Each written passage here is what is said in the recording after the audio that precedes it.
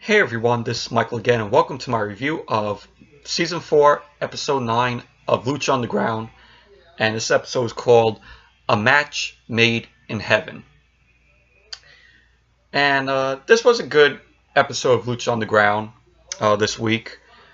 We had 4 matches, which were pretty good, very fun matches. So all in all, it was a good, enjoyable Lucha Underground this week, with a surprise ending to the main event of the match. But the episode opened. We see Mariposa, who of course is the sister to Mario the Moth Martinez. She meets with Antonio Cueto. She ends up hitting on him because she wants something. And basically, she ends up telling Antonio that she wants a Gift of the Gods championship match. And Antonio ends up telling Mariposa that she doesn't deserve it. She doesn't deserve a shot at the Gift of the Gods championship. So Mariposa tries to buy Antonio off, by giving Antonio money. Antonio ends up accepting the cash and agrees to give Mariposa the match. So that match is happening tonight. Mariposa versus El Dragon Azteca Jr. for the Gift of the Gods championship. So, but that's how the episode opened, and it was a good opening to the episode. Sorry about that, but I was saying it was a good opening to the episode. And then we had the first match kick off the episode. We had the Rabbit Tribe come out. Paul London, Salvador, and Mala Suerte. And Antonio Cueto is out there. He says to Paul London that he is pleased that he volunteered to be in the match. And Antonio says one of the guys from the Rabbit Tribe will compete in this match. And Paul London ends up choosing Mala Suerte. And he tells Mala that he failed the tribe and the White Rabbit. And he says to Mala, he will prove he's worth by having a tussle in this match. And so Antonio ends up saying to Mala, it's a sacrifice to the gods. And that brings out Matanza. I knew when Antonio was out there, I knew Matanza was going to come out, and this was going to be Matanza's another sacrifice to the gods match. But the match, before the bell, Mala Suerte attacked Matanza, ended up running off on Matanza, just throwing punches, kicks. Matanza, takes Mala Suerte, hits a headbutt, and a Wrath of the Gods for the win. So Matanza ends up winning the match, and Mala Suerte is sacrificed to the gods. So, but I'm really looking forward to where they're taking this Matanza storyline with the sacrifice to the gods. I know it's just a way to write the guys off of TV, but I would like to see where they're going with Matanza, throughout the rest of the season. But it was a short match. It was short. So then we had a tag team match. KO Lishus, aka Sonny Kiss, and Ivelisse versus Joey Ryan and Jack Evans. This was a fun match. Good match. I really enjoyed it. Lishus, aka Sunny Kiss, still being impressive here on Lucha Underground. He debuted in the first episode of this season, and like I said in my first episode review of Lucha Underground for this new season, when Lishus had a match, I seen Lishus wrestle because his indie name is Sunny Kiss. He wrestles around here on the East Coast in New York and Jersey. Pretty entertaining in the ring. The crowd really enjoys him whenever he performs at indie shows. But he's entertaining, and I would like to see where they take him as the season progresses. But Joey Ryan and Jack Evans end up getting the win because Jack Evans ends up locking in a submission, which he ended up passing out Lishus. Lishus ended up passing out from that submission. So, but overall, the match was good. It was a fun match. Lishus was entertaining. Ivelisse, really enjoyed her in this match. So, it was a good match. It was fun. Then we had the Gift of the Gods championship match. El Dragon Azteca Jr. versus Mariposa. This was a short match, but it was a solid, fun match. Before the match even started, as the ref was showing the crowd the Gift of the Gods championship, he was giving it to the timekeeper. Mariposa ended up shaking hands with El Dragon Azteca Jr. She ends up low blowing El Dragon Azteca Jr., which the ref didn't see, because the ref was giving the championship to the timekeeper. She ends up low blowing El Dragon Azteca Jr. again. She ends up covering him, and he ends up kicking out El Dragon Azteca Jr. And Azteca fired back with forearms, a drop kick, ended up pinning Mariposa. Mariposa ended up kicking out. Then towards the end of the match, El Dragon Azteca Jr. Hit a butterfly effect that got an awesome near fall. And then Azteca ended up cradling Mariposa and ended up picking up the win. So El Dragon Azteca Jr.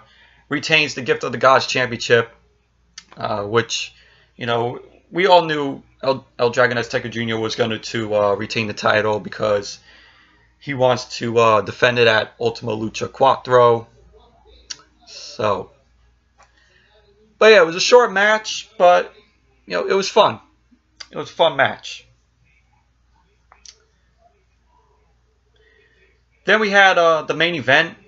It was the Reptile Tribe, Kobra Moon, Daga, Drago. Of course, Vibora was killed off last week because of Johnny Mundo. And then it was the Reptile Tribe versus Worldwide Underground. Of course, Johnny Mundo, Taya, PJ Black. And before the match even started, the Reptile Tribe ended up coming out first. Kobra Moon got on the mic and said to Johnny Mundo, that what he did to Vibora last week, at the end of last week's episode, she ends up saying what he did to Vibora was cold-blooded, and she respects that. And she ends up saying that proves that Johnny Mundo belongs in her tribe. And she says Mundo thought he had the advantage in this match, meaning that, it was going to be, a three. It was going to be 3-on-4. But then we had we Kobra Moon ended up saying she introduced her new servant, which is a man that she brought back from death with venom, and that this guy has been reborn. And we find out it's Jeremiah Crane, or as she would say, or as Kobra Moon said, it's Jeremiah Snake. So yeah, so it ended up being Jeremiah Crane, aka Snake, what you would call, which Jeremiah Crane is replacing Vibora. And so the Worldwide Underground ends up coming out. Johnny Mundo ends up saying to Ricky Mundo, you're not going to be competing in this match. He ends up telling Ricky Mundo he's not competing because he needs someone else who can handle business. And he ends up saying he needed to find someone who he can count on, because Jack Evans is afraid of snakes, and he needed to find someone to count on, that he could count on to beat the Reptile Tribe. And he introduces a new partner to the Worldwide Underground, and that is Aerostar. So that was really cool. That was really awesome. And so the match got underway, and it was an enjoyable main event. This was a good, fun, very action-packed match. It was back and forth between these two teams. Went all over the place. You had Jeremiah Snake hitting a cannonball into the Worldwide Underground, sending bodies into the chairs over there, which was really cool. And then after the end of the match, it came down to Johnny Mundo hitting the end of the world on Drago. But yeah. So the Worldwide Underground win the match. And so after the match, Johnny Mundo gets on the mic and says to Kobra Moon that he's going to use his wish for Aerostar. And he ends up telling Kobra Moon that his wish is to free Drago, because Drago and Aerostar, we're buddies. They're like tag team. So Taya then gets pissed at Johnny Mundo. Then we see Aerostar ends up freeing Drago, and they end up leaving together, which is awesome, which is really awesome. Then Taya's shown upset. She grabs the mic from Johnny and says that he is such an idiot, that Johnny is such an idiot that he chose to help Aerostar out, and everything that they did was for nothing. And so Johnny Mundo says Kobra Moon couldn't grant his wish. Only Taya could do that. And so we see PJ Black retrieve a small box from his pants, and is revealed to be, and inside the box is revealed to be a ring, a wedding ring. And Mundo then gets down on one leg, and the crowd is going crazy for this. The believers were going crazy. And Mundo does a really good impersonation of Macho Man Randy Savage, because he asks Taya if she will marry him. And so Taya ends up, we see her crying in tears of joy, and she ends up saying yes to Johnny Mundo, that, you know, she will marry him. And then Johnny goes, "Oh yeah," you know, in his Macho Man Randy Savage impersonation voice, which that was really awesome. And then they play Macho Man's you know, music that he had, and just that whole thing reminded me of you know, Macho Man and Miss Elizabeth. The retirement match that at the end of the retirement match that Macho Man had with the Ultimate Warrior. Sorry about that, but I was saying, you know, I really enjoyed you know, the end where you know, Taya and you know, said yes to Johnny Mundo, with Johnny Mundo, you know, with her marrying Johnny Mundo, and Johnny goes, "Oh yeah," you know, his Macho Man impersonation voice. And like I said, it kind of reminded me of you know, Macho Man and Miss Elizabeth at WrestleMania 7 when Macho Man lost the match to Ultimate Warrior. That was his retirement match, and you know, the classic moment that happened, you know, after that match, where Miss Elizabeth came in and her and Randy Savage ended up hugging. It made for a great moment, and that kind of reminded me of that here with Mundo and Taya. It was just almost reminded me of that, of Miss Elizabeth and Randy Savage at WrestleMania 7, because they ended up playing Macho Man's you know, music here at the end of the episode.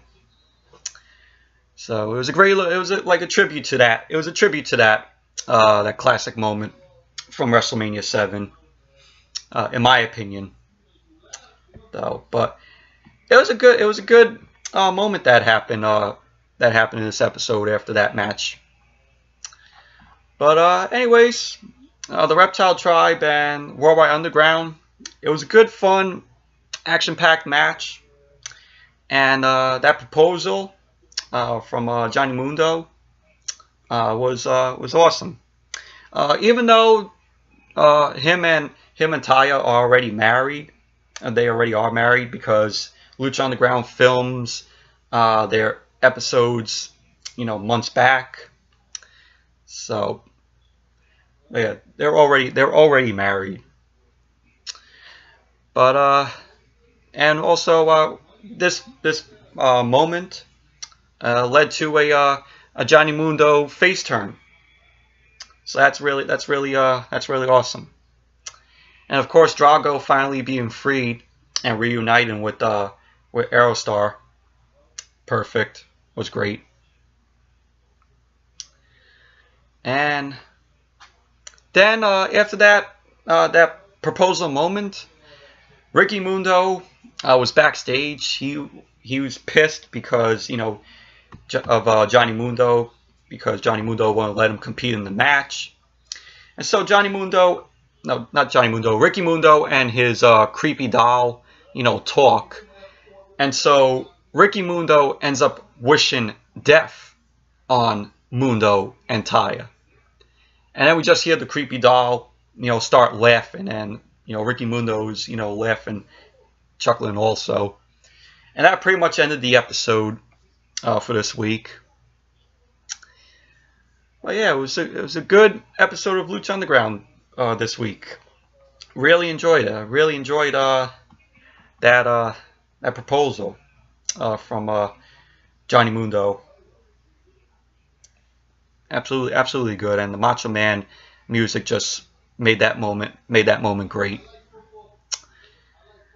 So yeah, so anyways, that's it for my review of Lucha Underground Season 4 Episode 9, called A Match Made in Heaven. thank you all for watching. And until next video, which it'll probably be a movie review or one big thing that's happening next week, next weekend that I am attending, because I am attending one show during SummerSlam weekend next week. So yeah, so that will be coming up. That will be coming up soon. It will be either, like I said, a movie review or a reveal of what show that I'm going to next week during SummerSlam weekend. So yeah, so until that video, either a movie review or that big reveal for SummerSlam weekend. Until that video, I'll see you all later. Bye.